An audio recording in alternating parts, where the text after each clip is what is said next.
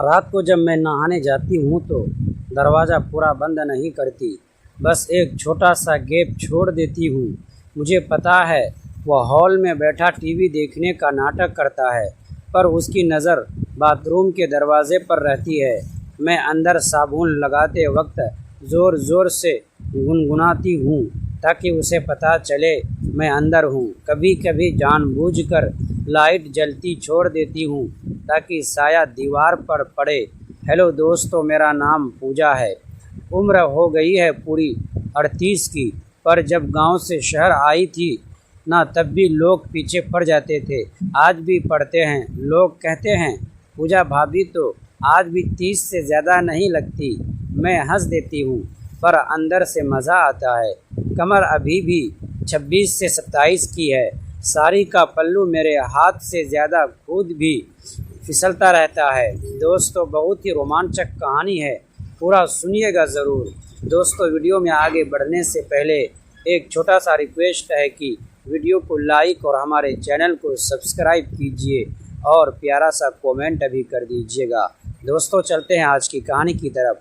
और चलती हूँ तो लोग कहते हैं, अरे भाभी की चादर में तो कुछ और ही बात है। मैं बस मुस्कुरा के टाल देती हूँ।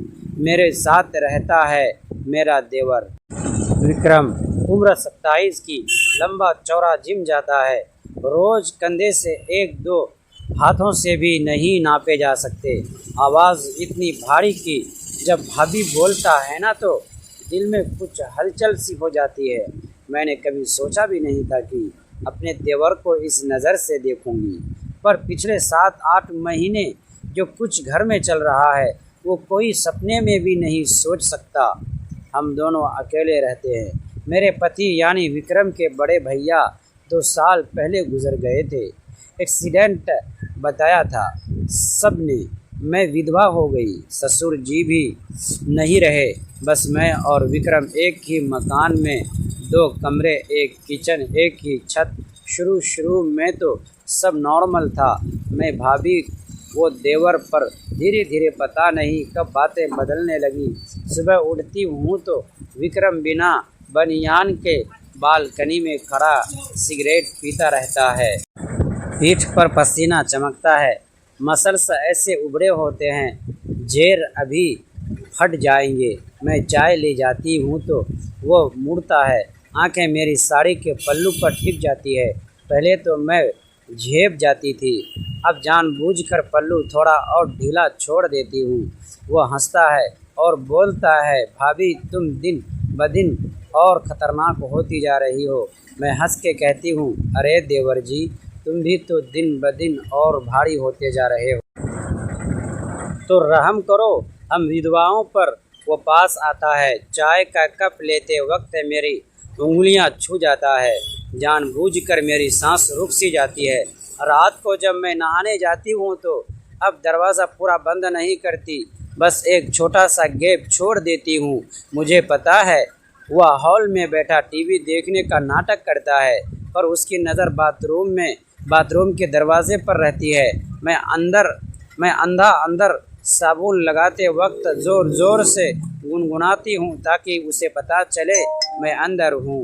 कभी कभी जानबूझकर लाइट जलती छोड़ देती हूँ ताकि साया दीवार पर पड़े। एक दिन तो हद ही हो गई।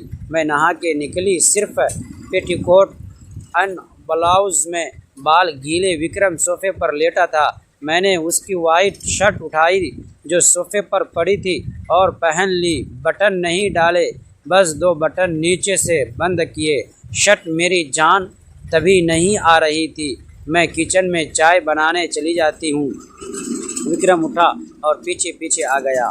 मैंने झुक के गैस जलाई तो शर्ट ऊपर खिसक गई। मैंने बनावटी गुस्सा किया, क्या देख रहे हो? वो पास आया, मेरी कमर पर हाथ रख के बोला, भाभी तुम्हें पता है ना तुम क्या कर रही हो? मैंने उसकी छाती पर हाथ रख के धक्का दिया, हल्का सा।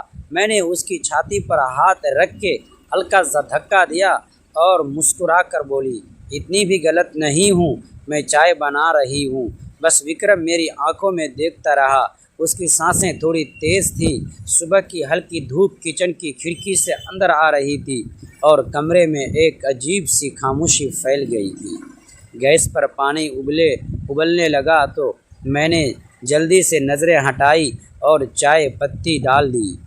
वो अब भी मेरे बहुत करीब खड़ा था। भाभी, उसने धीरे से कहा, आपको पता है ना, जब आप ऐसे करती हो तो मेरे लिए नॉर्मल रहना मुश्किल हो जाता है। मैंने बनावटी नाराज़गी दिखाई तो किसने कहा था पीछे पीछे आने को, जाओ बाहर बैठो। लेकिन वो गया नहीं। उसने धीरे से मेरी खुली बालों की लट कान के पीछे की और बोला, पहले आप खुद बुलाती हो फिर डांटती भी हो। मेरे होठों पर हल्की मुस्कान आ गई। मैं चाहकर भी उसे छुपा नहीं पा रही थी।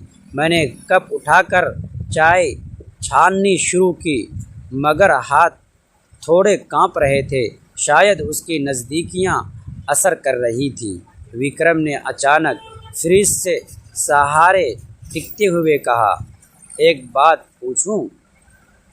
हिम्मत करके मैंने पूछा, अगर मैं सच में आपकी बात मानकर बाहर चला जाऊं तो अच्छा लगेगा तुमको?